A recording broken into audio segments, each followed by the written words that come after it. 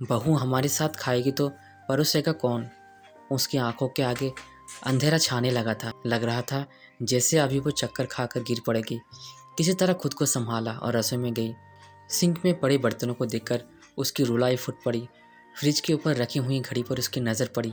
घड़ी की सुइयां तेजी से घूम रही थी। वो भी तेजी से अपने हाथों को चलाने लगी। अभी चावल, रायता, पापड़ और सलाद बाकी था। बाकी की सब्जी उसने पहले बना ली थी। उसकी ननद का फ़ोन आया था। भाभी 2 बजे तक आएंगे, सबको बहुत तेज भूख लगी है। अचानक बिहान के रोने की आवाज़ आई। वो भागकर कमरे में गई। सुनंदा नाम था उसका। देखो तो बिहान उठ चुका था। उसे भूख लगी थी, कुनमुना भी रहा था। शायद उसकी नींद पूरी नहीं हुई थी। सुनंदा ने अनुमान लगाया, आधा घंटा तो लगेगा बिहान को दूध पिलाकर सुलाने में। जल्दी से उसने कुकर में चावल चढ़ा दिया और फिर सुलाने लगी। बिखरे हुए बाल, जैसे तैसे साड़ी पहनी हुई, चेहरे पर थकान, नींद से बोझिल होती आंखें और उन आंखों से टप टप टपकता आंसू। शायद वो परेशान हो गई थी इन्हें खत्म होने वाले घर के कामों से। दूध पिलाते पिलाते थोड़ी देर आराम के गोद में खुद भी बैठ गई। अभी बिहान मात्र 25 दिन का हुआ था। उसे देखने उसके दादा दादी और छोटी बुआ गांव से आई हुई थी। सुनंदा अपने पति के साथ शहर में रहती थी। जब बिहान होने वाला था तब सुनंदा अपने मायके चली गई थी। लेकिन पति को अकेले परेशानी में देख वो झटके से 20 दिन के बाद ही आ गई थी। मायके वालों ने बहुत रोका, कम से कम 2 महीने रुक जाती, पर पति के प्यार और फिक्र के आगे माँ पिता का भी मोह भी सुनंदा को बांध नहीं पाया। सुनंदा आ गई थी। हंसी खुशी दोनों अपने परिवार में नए सदस्य का लालन पालन करने लगे। सुनंदा का शरीर अभी कमज़ोर था और विहान के दादा दादी ने अपने पोते को देखा नहीं था, इसलिए वो शहर अपने पहले पोते को देखने आए। सुनंदा के पति राजीव बहुत खुश हुए। देखना, अब तुम्हें थोड़ा आराम हो जाएगा, लगे हाथ छोटी के लिए रिश्ता भी देख लेंगे। फिर भी सुनंदा चिंता में थी। अब वो बहुत जल्दी थकने लगी थी। रात को उसकी नींद पूरी नहीं होती थी। कितना भी कोई भी करे, फिर भी बहू का चाय, नाश्ता, खाना सब तो समय पर देना ही होता है। बहरहाल सुनंदा के सास ससुर जब गए तब सुनंदा को सबसे बड़ी परेशानी सर पर रखी पल्लू पड़ी। बिहान के होने के बाद तो नाइटी में ही रहती थी। 6 गज की साड़ी, उस पर सर पर पल्लू। छोटा बिहान जब तक उसका दूध पीता फिर सो जाता। सुनंदा सुबह उठकर सबके लिए चाय, नाश्ता, खाना बनाती। वही नंद काम से कोई मतलब नहीं रखती, दिन भर टीवी देखती रहती या फ़ोन चलाती। फिर सुनंदा अपने मुंह से कैसे कहती कि थोड़ी मदद कर दीजिए। वैसे भी सुनंदा संकोची स्वभाव की थी। उसकी सास जब सुनंदा को खाना बनाना होता तब विहान को पकड़कर बैठी रहती, लेकिन जब वो कपड़े खराब करता तब आवाज़ लगाती, बहू कपड़े बदल दो। सुनंदा मन ही मन सोचती, बुआ ये भी तो बच्चे के कपड़े तो बदल ही सकते हैं, और माँ उन्हें तो बच्चे पाले हैं, फिर कपड़े बदलने में कैसे घृणा। बिहान के ढेर सारे कपड़े, घर के कपड़े, खाना, सबकी फरमाइश सुनंदा थकने लगी थी।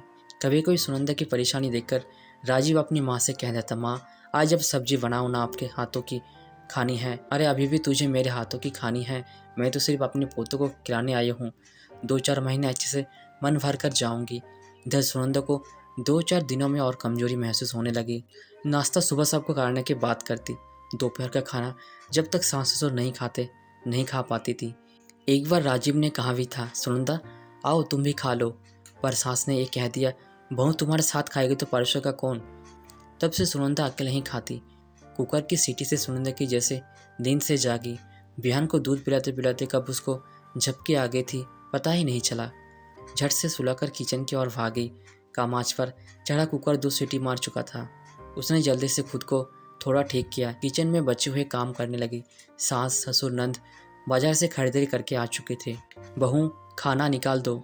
सुनंदा ने खाना परोस दिया, और पापड़ नहीं तले और सब्जी में कोई स्वाद नहीं है। मम्मी जी, वो बिहान आज गोद नहीं छोड़ रहा था। सुनंदा ने रात की बची हुई सब्जी और सुबह की जो था वो भी सामने रख दिया, पर उन लोगों ने एक एक चम्मच थाली में लेकर हाथ तक नहीं लगाया। मन मारकर आखिरी में सुनंदा को बचा हुआ खाना पड़ता। फेंकती कैसे?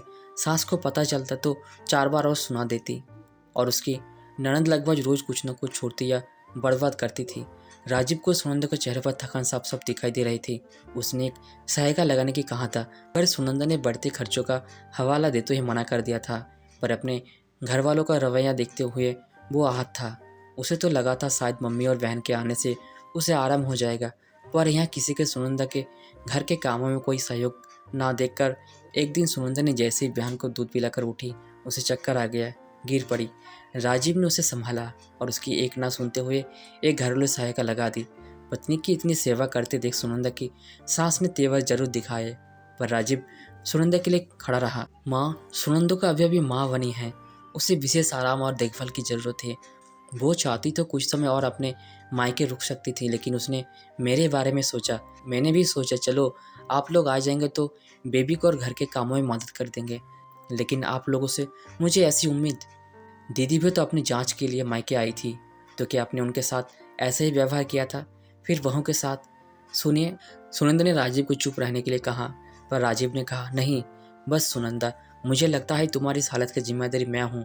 नहीं आप नहीं, चलो तुमके मैं मायके ही छोड़ आती हूँ, जब शरीर को आराम हो जाए फिर आ जाना।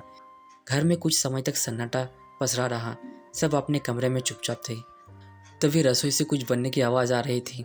धीरे धीरे पूरे घर में घी की खुशबू फैल गई। सास ने कहा सुनंदा आ जा, देख तेरे लिए मैंने गुड़ के लड्डू बनाए हैं, देखना इसको खाने के बाद तेरी सारी कमजोरी भाग जाएगी।